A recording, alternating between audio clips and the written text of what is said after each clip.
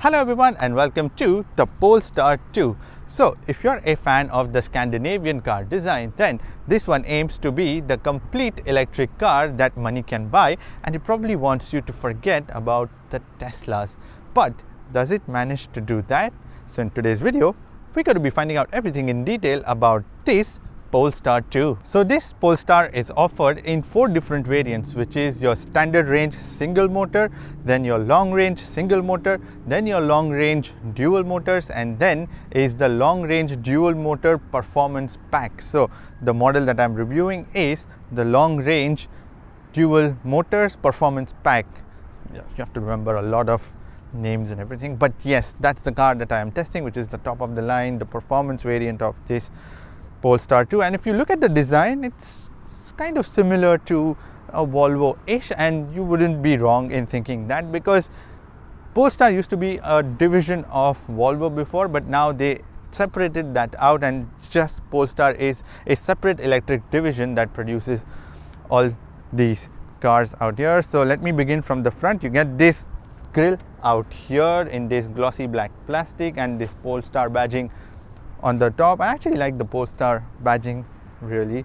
Like, it's very simple yet pretty clever in that sense. And at the bottom you would find more glossy black grille out here, and behind that there's a radiator, because the battery pack that you get is water cooled, and for that reason there's a radiator to cool that water down, and also eventually the batteries, of course. And at the bottom you would find normal plastics in here. There is also glossy plastic around on this side, and then you would find the LED fog lights that are given out here. On the top you would find a completely LED headlight cluster, everything. There are also the hammer head DRLs which are given, and those same ones also convert into the turn signals. This is a dynamic headlight cluster, so there is also the cornering lights and everything that is inbuilt inside this cluster itself, and along with the fog lights, of course, it works together. And inside the bonnet out here, there is no engine, of course, because it's an electric car. So you would find 41 liters of space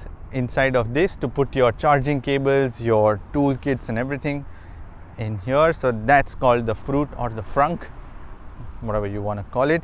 There are also a couple of scoops in here, and the best part about this design is, you may or may not like this, but it's very simple yet it's very functional, and there is no fakery going on in here, like fake vents or anything that, just been put to make it look like an electric car and trying hard to be aerodynamic. But it is aerodynamic. Like, there are scoops, and when you see the design itself, it is aerodynamic, and you don't have to be putting along any artificial body panels to make it look like one. There is also a camera that is given out here for all your safety systems, your adaptive cruise control, lane keep assist, and all of that is operated using that camera. Now, even when you look at the Polestar 2 from the side profile, the design is pretty simple, yet it's also aerodynamic. As you can see, there is a lot of airflow that is being managed from the top of the car, and also from the side. It's much more smoother and flowy. And as I mentioned, this is a performance pack, so there are a bit of performance upgrades also that you get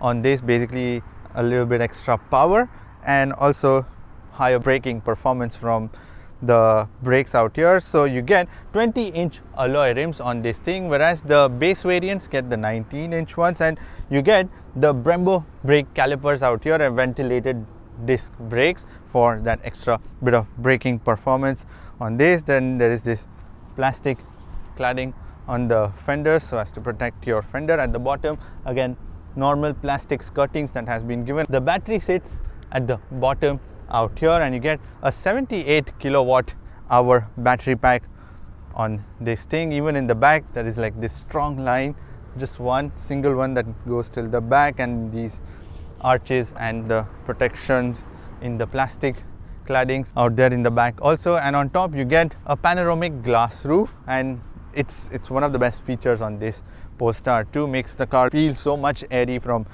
inside. And when you come to these mirrors, these are power foldable side mirrors. They are also power adjustable. They have their blind spot warning inside them. There's also one of the cameras from the 360-degree camera system.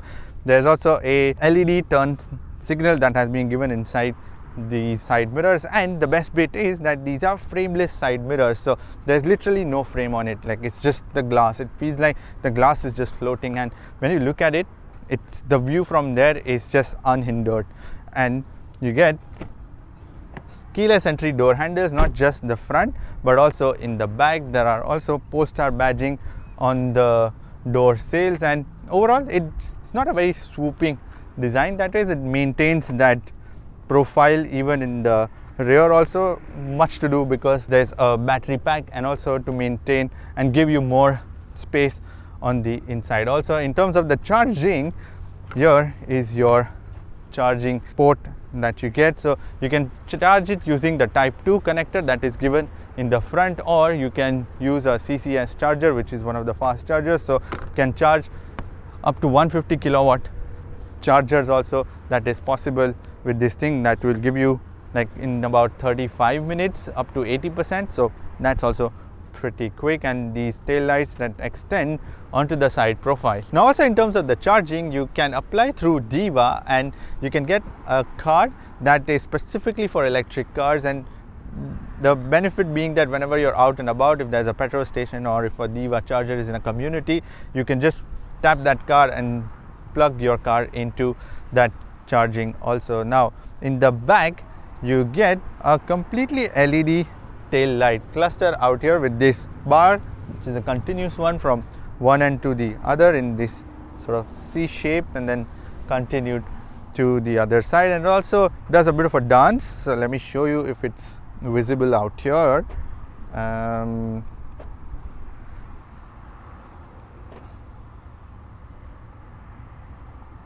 Yeah, you see that? It took a little while, but yeah, thank you for the patience. Yes, so it does that bit of dance also, which is pretty beautiful to look at night, especially this bar. Again, the design is very simple and very minimalist, but it's still very elegant. There's Polestar badging out here. At the bottom you would find normal plastic bumper, so that it's just easier to replace this one if there are any scuffs or anything. There are also reflector strips, and behind that there is also a fog light that has been given. In terms of the visibility, it's actually pretty narrow that way and very restricted, but somehow it still manages to show you that middle lane and the second lane. There's a bit of a cutout also, which gives it an extra bit of visibility in the center lane. So in terms of the boot space, now in order to open the boot door, you can either press the button that is given out here, or you can swipe your leg, because that's a convenience feature which you get on this thing. But for that, the car has to be locked, and now once I swipe my leg, it opens the boot door. Now when the rear seats are folded up, you can put 407 liters of luggage in the back, which is pretty big, and also the boot opening is like a hatch, so you get that extra bit of space in here. Look at this long boot door that you see, and the boot space itself has a lot of tying points and netted storage and everything. There's also a 12-volt power socket that has been given in the back for cleaning. There's boot lights. There are also scuff plates that are given. There's no spare wheel that has been given on this thing, so instead of that, a lot of space has been given underneath. Also, there's this special partition, so when you fold that up, you can put your shopping bags in here with this elastic band so that they stay in the place, and there are hooks and everything in there. But if you're not going to be doing that, there's also space at the bottom because there's no spare wheel, so you can put your chargers and everything in here also and use the front space. That is, there's also this boot separator that has been given. It's pretty easy to remove. Just remove these threads and then give it a knock and then put it down. There's also a stroller, baby stroller, that I have in my car. Sorry about that. But yeah, the boot separator sits on the boot floor, but it consumes a little bit of space. That's the only thing. There's also a fair bit of lip out here, so you have to be a little effort that you have to put to get the bags in and out, but nonetheless you get big boot space. Now the rear seats are foldable in a ratio of 60:40, but there's also a middle door out here that you can open if you want to load just something longer objects in here, and then the handrest can fall down. But if not that, then you can fold down these seats from here. If you are tall enough like me, then you can do that. Otherwise you have to go in the front and basically do it. Now when the rear seats are folded down, you can put 1097 liters of luggage in the back, which is again pretty good. All this is reduced because there's a battery out here in the back, and also the battery pack that you have on the floor, which is why it reduces that boot space a little bit, but nonetheless you still get a nearly 1000 liters of luggage space out here on this one. In order to close the boot door, again you can just swipe your leg, or there's also a button that is given out here in order to close the boot door. Now on the inside of this Polestar 2, it combines the mixture of plastic and fabric and wood in a very artsy way that just looks so perfect and minimalist. You got all the features that you want on this car. So let me begin with the material quality first. So you get this soft touch material out here on the top, and you get the vegan material, by the way. So if you're someone who's very conscious about the environment, then yeah, the materials used out here are pretty friendly and are also procured in a very sustainable way. So as I mentioned, yes, you get this soft touch material out here. Even on this top, it's all fabric kind of material. Even on the dashboard, it's like this fabric covered, which is soft touch. We are going to be resting hands, that's leather covered in white color. Then on this side you get this fabric again, so nicely merged, and at the bottom just normal plastic. Out here also normal plastic, but on top of this it's again soft touch material. Even on this dashboard, this fabric, and there are also mood lights that are given underneath, even in the footwell, even in the door card. So even those lights, you can not change the color of it, but you can switch it on and off from inside the infotainment screen. There is this real wood that is given out here, even out here. Then even on this side there is a bit of wood that is given. So all this is like raw wood. When you touch it, there is like surface irregularities, but nonetheless it feels so premium. Even this glove box door has this fabric covered on it, not the plastic one. So yeah, they've really outdone themselves in terms of the interior quality. This leather covered steering wheel, and then this glossy black plastic around this gear shifter. That's the only problem that I found, is that this can become a bit scratchy. It's already has, and yeah, when you wipe it a little bit, yeah, you can see those scratches, small ones that have happened on this black plastic. But nonetheless, overall it's a very beautiful interior experience that you get on this Polestar 2. And first of all, let me explain you about the air conditioning vents, because there are no air conditioning vents out here, but instead they are given out here on top. So yeah, the airflow is not directly in your face, but it's kind of going upwards. And one of the reason being that you get a panoramic glass roof on this Polestar 2, and it's humongous. Like there is also a Polestar badging that is sort of reflected on the glass. It's like a reflection. So this panoramic sunroof is like a full glass and makes the whole cabin feel pretty spacious. It's also tinted one, so it only lets sunlight in but not the heat. But I'm still guessing that there's a bit of a heat that goes in, and which is why these air conditioning vents actually help to cool down that upper level, you know, the surface on top. So which is what makes the entire cabin feel still very cool, and the air conditioning is actually very effective in here. Whatever they are doing that is working is what I'm trying to say. Now when you come to the driver's display, you get a 12.3-inch digital driver's display. In terms of the information, it's pretty much fixed that you see on your screen. There is not different layout or anything. So on the left side you would find your speedometer, and on your right side you would find your range and when you're powering or charging and all of that, and your battery levels, and on top some more safety systems. At the bottom your cruise control and everything. But you can still see your economy, how you're doing, by pressing the button given on the right side, the middle one, and then you can go back. And at the bottom another button is given on the right side, so when you press that you can switch to the map view. So you can see an entire map on your screen, and then the speed and everything becomes smaller. But the thing is, like, you don't get the round dials options. That's the only thing, but I still don't miss it in a way, because the digital speed that is shown is pretty big, so it's always in your eyes when you are, you know, going about and you want to see it without even, you know, having to look it on the left side too much. So yeah, that way the speed counter is big, so that's a good thing. So yeah, that's pretty much the easier way to operate this screen for sure. And in order to reset your trip counter, there is a button that is given on the side, or you can use the button that is given on your steering wheel to reset the trip computer. So yeah, that's the only thing that you need to know about this driver's display. Now when you come to the steering wheel, this is a leather covered steering wheel, and it's a black color leather and then glossy plastic. The bottom, the Polestar badging in black. There are no chrome bits, very minimum chrome bits that are given on this car, and one of it is around these switches. And when you look at these switches, you would be reminded of the Volvo. That's the only bit that is borrowed from the Volvo side of it. And on the right side, there are buttons which are given for your driver's display that you want to change the information that you want to see, and also the media controls, your voice controls. And on the left side, you would find the buttons for your adaptive cruise control and dedicated ones. So all the speed, distance and everything that you can set from the left side. There are no paddle shifters even for the charging levels that you want to set. So that is all from the infotainment screen. I'm going to come to that. And when you come to this gear shifter, you get this very stylish gear shifter with the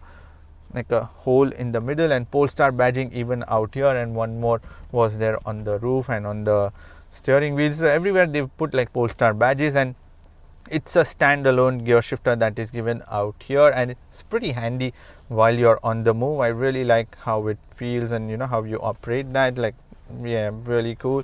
There's also a volume dial that is given in the front along with some of the buttons, your parking buttons and everything in here. So this is a very clean interface that is put out here. Now when you come to the air conditioning controls, you get inbuilt air conditioning system functioning from inside this infotainment screen. The quick functions are given at the bottom, and in order to change the temperature you can just do it while you're on the move. But if you want to change individual settings and everything, then you can go inside this fan button, and then you have all your options out here, like your eco climate, you can switch it on and off, make it into normal climate, then your AC, recirculation, everything. And then at the middle part you will find your fan speed that you can press, and then the temperature that is given at the bottom. So you get a single zone air conditioning system on this Polestar 2, but there are also buttons given on your screen on either side for ventilated, heated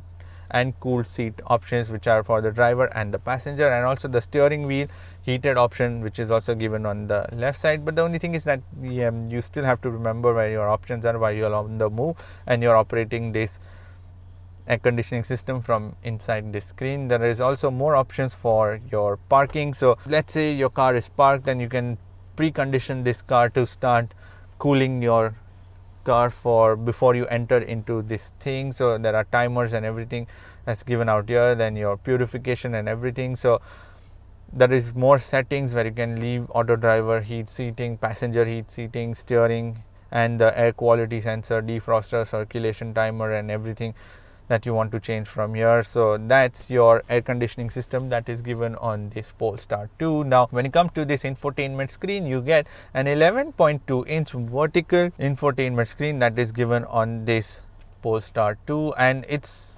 operated on Google's Android operating system, so it makes life a lot more easier. And not just that, it also comes with the data pack. All your Google options are actually the functional ones. In fact, even there's a YouTube app that's also functional. I'm going to come to that too. But this infotainment screen is very minimalist but very easy to use. There are straightforward options, not much detail levels that you have to go into to operate this screen. There's also a button given at the bottom, quick one, so you can come back to your home screen. So there are 4 big widgets that are given on your home screen. So first one is your YouTube, and as I said, because this car comes with a data pack, so if you are someone who likes a certain YouTuber, then car review, then you can just go in there and watch while your car is charging. So that's another good passing of time. Then your range assistance, you go inside and you can see like how much range, what climate, what is consuming and everything. Then your phone connection option, then your radio options, and then on top you would find your vehicle options that you can go into, where you have the drive first option, where your steering wheel you can set it to light, standard or firm. It's an electronic steering, you can change that. Then your traction control, then the one pedal drive option. So instead of the paddle shifters, as I mentioned, this one pedal drive is given out here, where you can leave it off, low or standard. So it's got the energy regeneration of energy that happens when you brake or when you leave the pedal. So it helps you actually to use this car with just a single pedal, but that requires a bit of skills to understand how the whole thing works, because it's when it's in the standard mode, then it actually generates a lot of energy and takes you back, so you are pulled back. So really have to be very careful and judge your distance accordingly, but nonetheless you still have the brake pedal that you can use. Then your creep mode on and off. Then the next option is your assist, where you have the driver support, lane keep assist, your pilot assist and everything, your driver alert, collision, your blind spot warning, your ready to drive notification, then your charge levels, what you want, and you can set your limit of charging also of this car, or you can even go down and schedule when you are connected. At night you can just connect your charger and then automatically the car would switch on the charging system and switch it off. So it's for some countries where the rates are specially discounted at night, so you can leave the car to be charged at night. Then more options like your car status, locking, interior exterior lights, mirrors, wireless phone charger, and you can power off the car from here. So there is no dedicated start stop button that is given on this Polestar 2. So the way this thing works is you have the key in your pocket, so you just sit into the driver's seat, and the driver's seat has a sensor, so it activates the car for you. But if you want to switch it off specifically, then you can go inside the screen and power off this car, but otherwise you just again climb out of the car and just lock it. So it's very simple, you don't have to remember to switch on the car on and off, just sit inside, put it in drive and just start driving. Then your next option is your detail, different bit of options that you get, which are like your performance, your maps. They are also the functional maps. You get Google Maps on this Polestar 2, very easy to use, so which is why you don't need special Android Auto or anything to connect to this car. Then your YouTube option, journey, then the Google Assistant, air quality, your range assistant. At the bottom you get Apple CarPlay. So in terms of the connectivity, you can connect to this infotainment screen using Bluetooth, USB, and there is Apple CarPlay, but no Android Auto because it's got the Google Android operating system. So I don't think even you'll connect your Apple CarPlay. Maybe for music, yes, but most of the times you won't need the maps because you already have the Google Maps working using the data. Then your Bluetooth player and your radio options, and then on the other options you will find your users. So right now it's in the guest mode. Then there are profiles that you can create, and on the left side, extreme side on the top, you will find the camera option. So you press that, you get 360-degree camera system. You can select the different views from here. You can see the front, side, all the views, and your parking sensor and your rear auto brakes and all that you can switch on from here. So that's your infotainment screen. There is also a drop down menu option in case there are any notifications, so you can see that also. So that's your infotainment screen on this Polestar 2. It's pretty easy, as I said, because all your options are right in front of you. You don't have to figure out where all these options are. Now in terms of the charging, you get two USB Type-C ports and one wireless charger that has been given underneath the infotainment screen. But the thing is that those chargers have been covered with this sort of rubber covers, and it's also facing towards the other side, so the wireless charger and the USB port. So it's a bit of a, you have to figure out where your ports are in order to put them, but if you're connected then it's just easier. And in the rear you get two Type-C USB port that is given for the rear passengers. Now on this Polestar you get an SOS button, which is an emergency feature that has been given. And in terms of these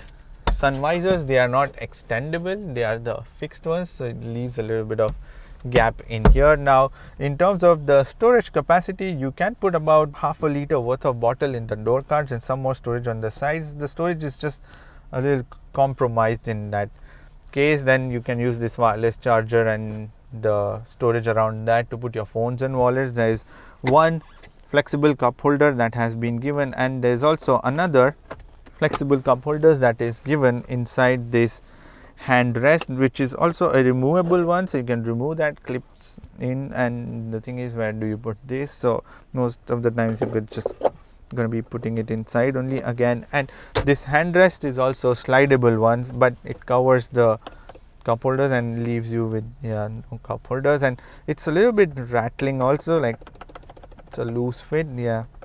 That's the only thing, but once it's back, it's a little sturdier. Then you have this glove box, which is pretty big. Even on the passenger side, you can put about half a liter worth of bottle. And for the rear passengers in the door cards, you can put again half a liter worth of bottle in both the door cards. And also there are two flexible cup holders that are given in the center armrest. Now on this Polestar 2, you get Harman Kardon sound system that sounds incredible, especially because there is no engine noise. So yeah, the music is actually pretty clear in that case. And you get these golden seat belts that go along with the different options that are also given on your infotainment screen, like your buttons and everything that are in golden, your brake calipers which were in golden. So yeah, these also add a nice bit of touch to the interior. There is also a clip which is given for your parking tickets in case you want to hang it there. Now in terms of the seats, you get white color leather seats which are perforated because they are heated and the cooled ones, and these seats are a little bit on the harder side, which is what I find. Yeah, that's the only thing, but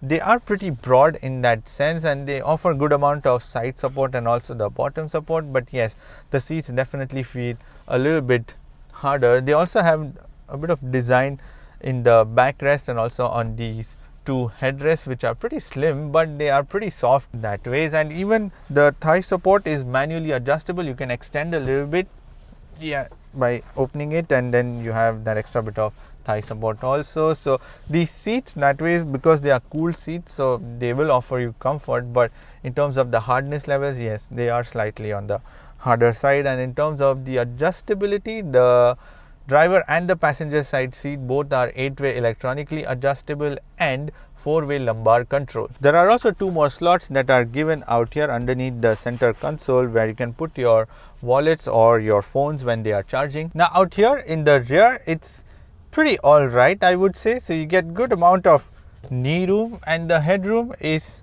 kind of alright, but someone above 6 feet will start brushing their heads against the ceiling. Plus this car is sort of curving, so the side of my head is already brushing this frame on the sides. And in terms of the space under the seats, you cannot slide your legs that way because there's not much room left because of the battery pack that occupies the floor. And in terms of the seating position also, I'm sitting quite low down that way to give you that head space, but because there's a reduced space, so you can see the angle my legs are making, it's kind of floating.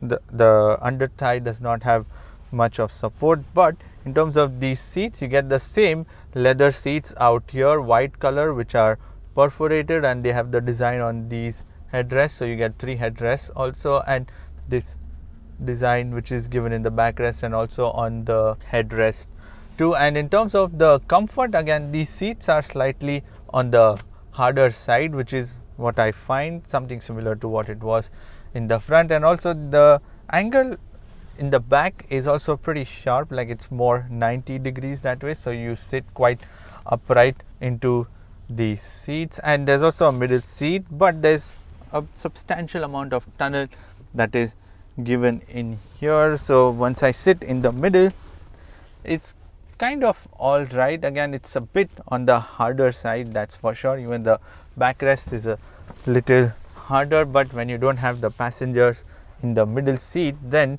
you can fold down this handrest that houses actually 3 cup holders. So these are the flexible ones, these rubber extensions that help them make into flexible cup holders. So you have 3 of them out here, but when you're not going to be using them, there's no cover or anything for them, so still it's at a good height for sure. And then, as I said, you can even access the boot from here. You get these golden seat belts, 3 of them given in the back. In terms of the door card quality, it's the same fabric covered material, soft touch, and even on the sides you have white color leather cover and then this gray color fabric which is given. So the quality of materials also even in the back, it's pretty good. And then just at the bottom, it's plastic. In terms of the storage, as I said, you can put half a liter worth of bottle. There's netted storage in both the driver and the passenger side seat. Even the seats in the front, they have this curve a little bit to give you that extra bit of knee room. There is also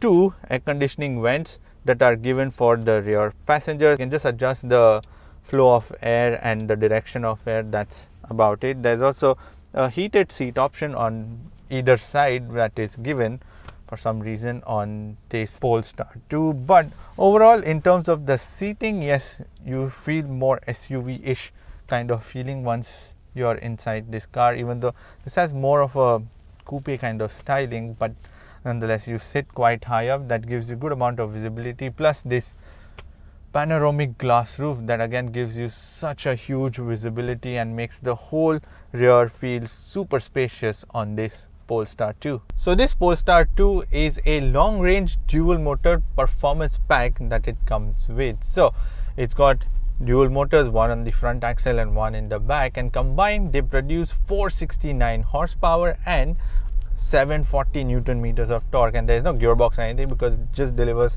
power straight to the wheels. And when you're driving as a normal car, you don't feel that you are packing so much of grunt, because I'm going to show you like a small burst what it can do, and can really surprise you. In fact, can make you dizzy also, but do not try this on public roads.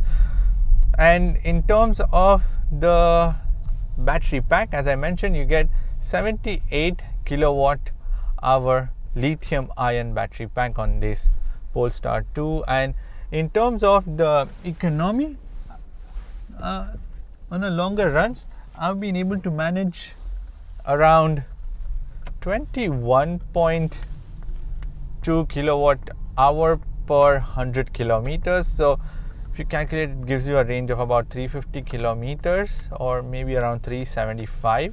So yeah, you should expect that much. But what I've found out is that the battery holds up the charge very well. Like, it just doesn't diminish all your range in wasteful things like electronics and everything if you switch on the AC, but it actually manages everything quite well, which is why it holds up all the range and the charge very well. So it actually will do that much of kilometers, how much ever it is showing on your screen, and not like some other cars where it just sort of diminishes very quickly the moment you start accelerating or you do a bit of high runs. So let me show you what this thing packs, because once I press the accelerator, this thing is like a rocket. It just fires away. You are just taken aback by the amount of capacity that this thing holds. Boy, yeah, it's super fast. Like, it goes from 0 to 100 in 4 seconds. So that's what this thing can do. So that's basically your performance, and the only sound that you will hear is the motor whining. Otherwise, it's a very quiet car. You can actually whisper in here.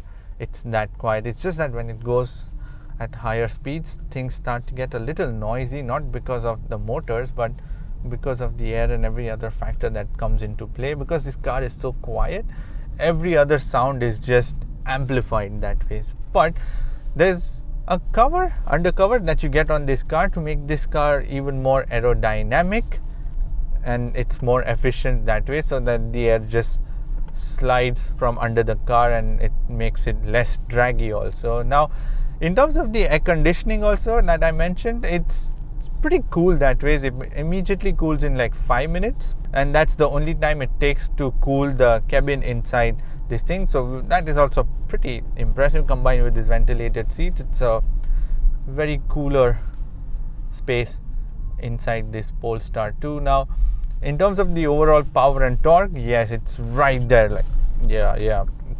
it's quite quick that way. You really have to be careful. And also, in terms of the regeneration of energy, you can change that all from here, the one pedal drive, as I mentioned. But you have to get used to that driving style also, as I mentioned, because let me show you. Once I accelerate and sort of leave the pedal, now I'm accelerating, and once I leave, so there's a sudden take back, and then once I switch it off, you're like just rolling forever. It just disengages and just goes on forever smoothly, but it doesn't recharge. That's the only thing. But when you brake, it does recharge from that.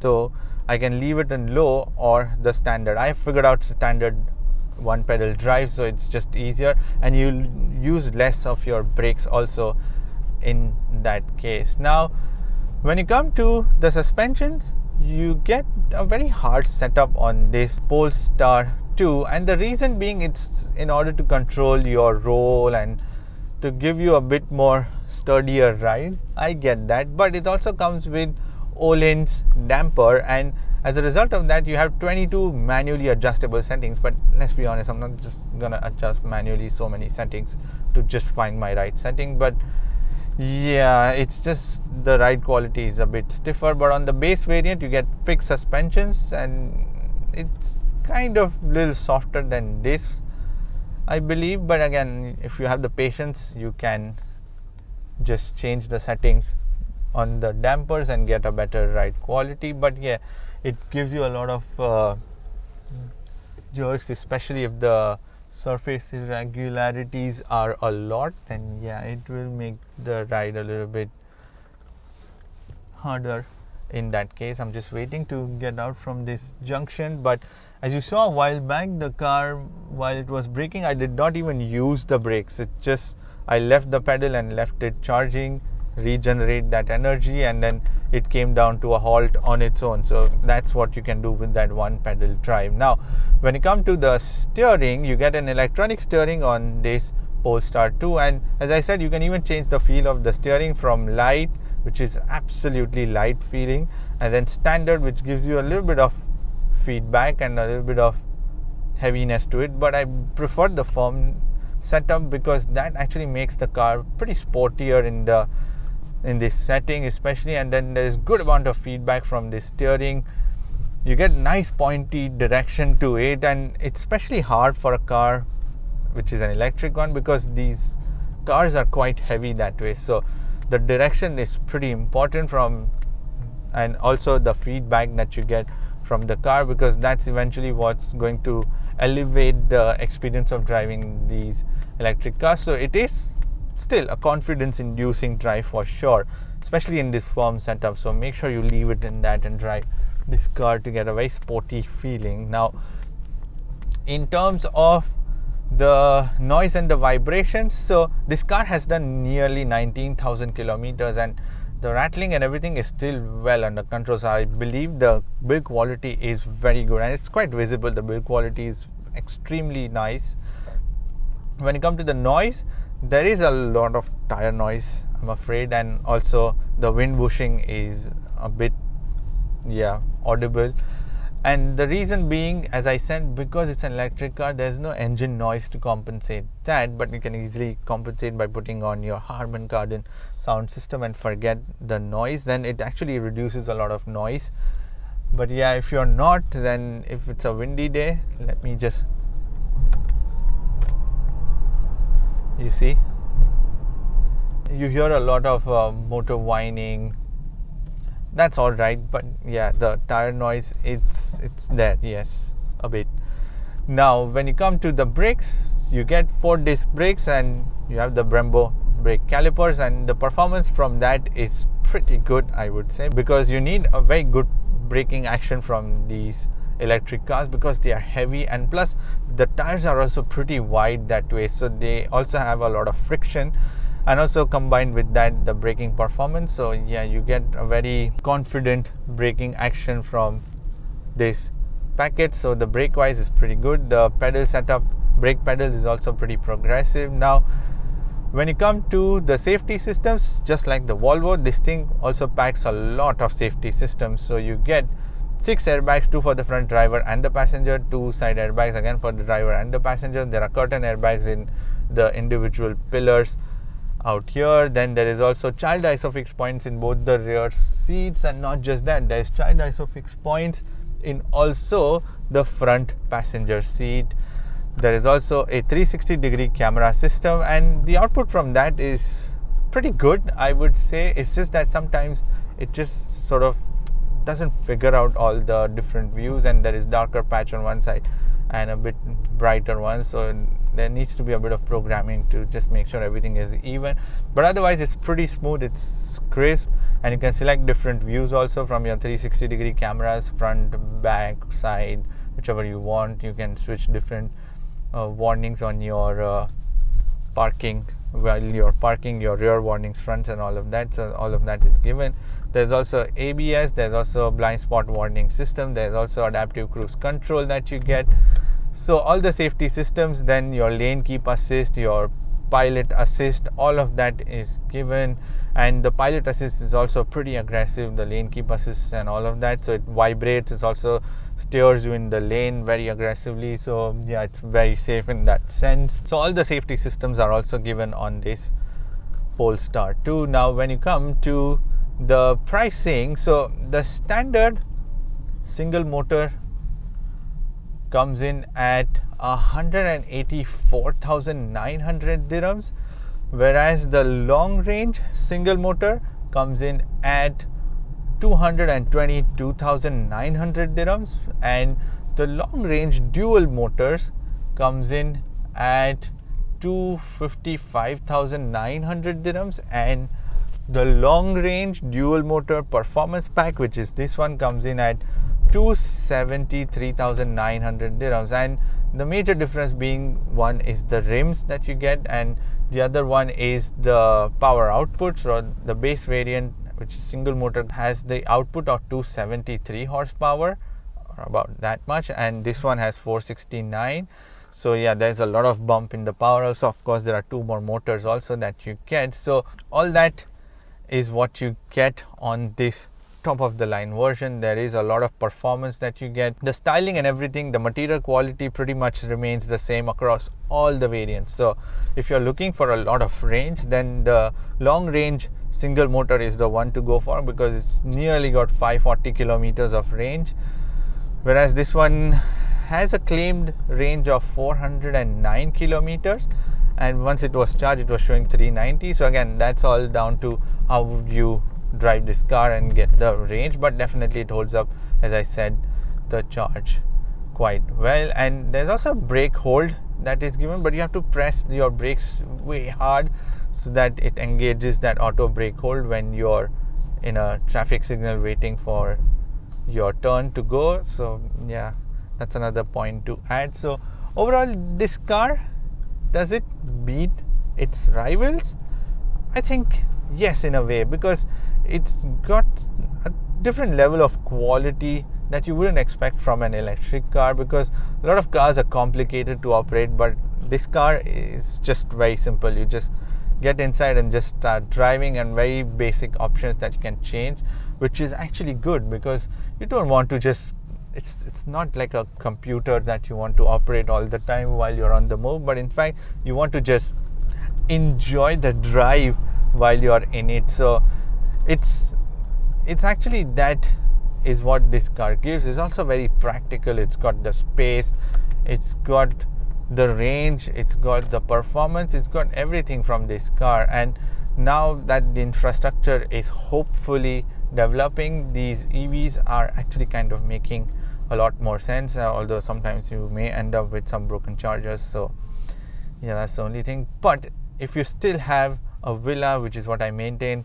before, if you have a villa with your own private charging infrastructure, then these cars are going to be just way more easier to own. But apart from that, if you still feel like owning these cars where you have your charging infrastructure sorted, then yes, this is a very good option that you should definitely check out. That is pretty much it for this video. Give this video a thumbs up, and thank you for watching this video. And if you want to subscribe to my channel, then you can click here, and if you want to watch more videos, then click here.